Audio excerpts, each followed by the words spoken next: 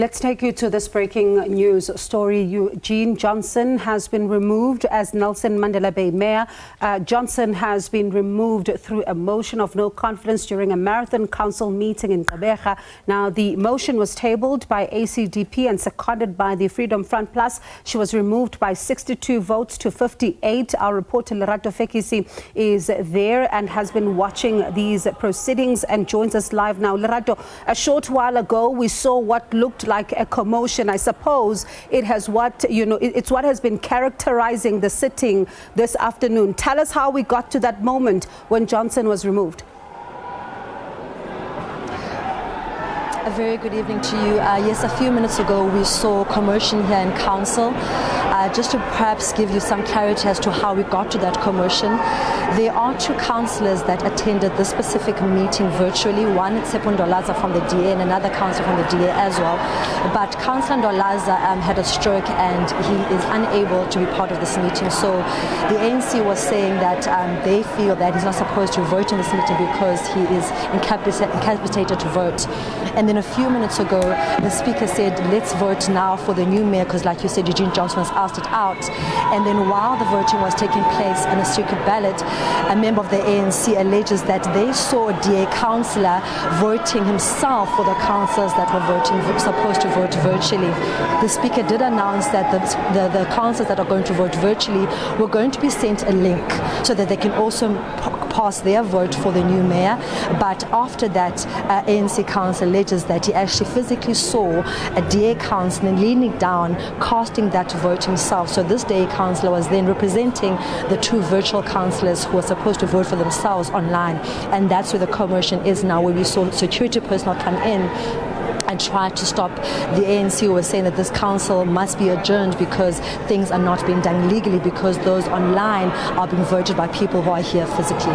So where does that then put this whole issue around Johnson? Because, when one thinks about earlier on this month, she tried unsuccessfully to halt that bid to remove her. And now she has been removed. And you're talking about, some in council not happy about the process. The ANC saying that it was flawed. So where does it leave everything now? It kind of leaves things very bleak, I would say. It also creates a lot of grey area, because the question then becomes that when she was voted out of council with 62 votes in favour of her leaving and 58 against, were those votes that were tallied also inclusive of those online? And if that is yes, did those online vote themselves, or were they actually voted by people here in council? But that must still be proved. So then it means that the numbers are actually not then in favour of the DA, because the voters online, the councillors online, perhaps didn't vote for themselves like the DA had alleged, or the councillors had alleged, or the Speaker had alleged, but instead they were voted by members of the DA who are present here in council. But like I say, for now it's still allegations, it's still yet to be proven, but the ANC is confident that they did physically see members of the DA physically vote for councillors that are attending the council meeting virtually here at this meeting. So then that goes back to say, did the councillors earlier on, when they were ousting out the mayor, did those councillors online vote themselves, or was someone here in council voting in their place? Now, Lerato, give us a sense. I see, and you're giving us a picture of, what is happening behind you right now. Give us a sense of where to from here, because I do understand the deputy mayor as well is facing a possibility of being removed as well. Talk to us about what happens now. Right now, the secret ballot has been done. All the councillors have voted in a form of secret ballot, and the results are about to be announced. But like I said, the commotion now is about the two councillors online, if they did vote for themselves or not. And then after that, there's going to be a motion to remove the deputy mayor, Uyelwa Mafaya, and then after that to remove the chief of Wandisile Gqeberha. But the ANC and its coalition partners are saying that this council meeting cannot go on, because for as long as those two councillors virtually are not guaranteed that they are voting themselves, the voting process is definitely flawed. So maybe one then can think of, possibility of court action if it does continue and they don't get their way.